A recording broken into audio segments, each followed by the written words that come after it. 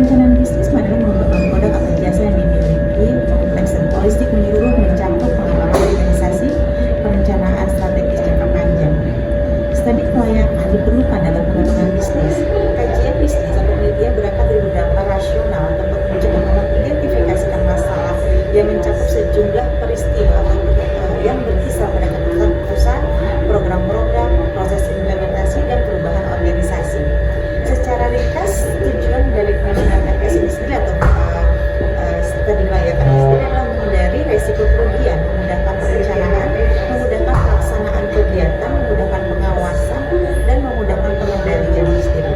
Tujuan awalnya adalah secara singkat adalah melakukan studi kelayakan untuk menghindari keterlanjuran penanaman modal yang terlalu besar untuk kegiatan yang tidak menguntungkan. Pengawasan dan kepatuhan.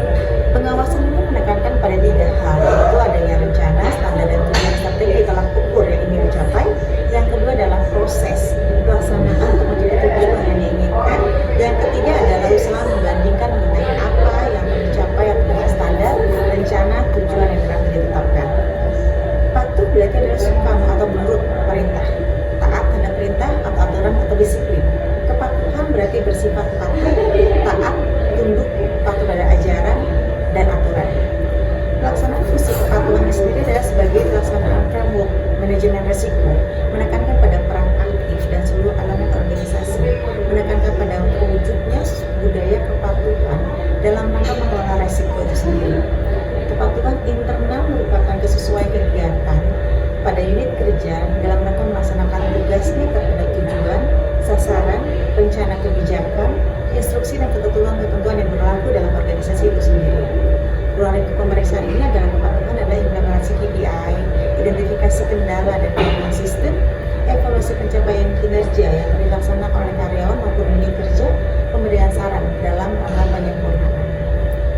Dalam manajemen pemasaran adalah konsep dasar manajemen pemasaran mengenai konsep inti pemasaran, yaitu mulai dari keinginan, kebutuhan, permintaan, penawaran, produk, produsen, pelanggan, transaksi, relasi, pasar, pemasar, dan pemasaran itu sendiri. Sementara dari harga pemasaran itu sendiri adalah harga, di mana harga produk komoditi ini berbeda dengan harga retail. Dan harga produk komoditi ditentukan oleh pasar atau bursa, bukan oleh produsen atau komoditas bersangkutan. Analisis yang digunakan dalam penentuan harga ini adalah analisis fundamental dan analisis teknikal.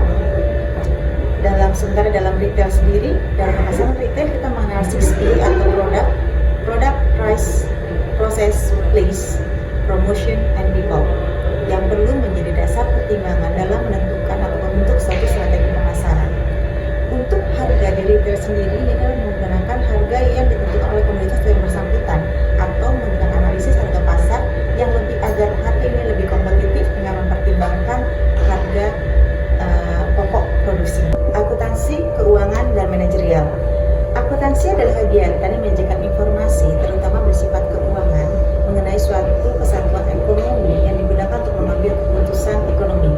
Ini berdasarkan dari American Institute of Certificate Public Accountants.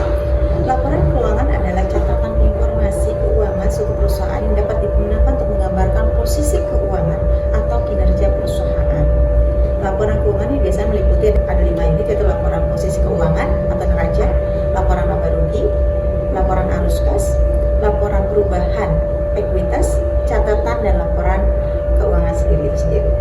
Elemen laporan keuangan ada aktiva atau aset, utang, ekuitas, investasi oleh pemilik, distribusi, kepemilikan, dan laba komprehensif serta pendapatan, biaya, serta keuntungan dan kerugian.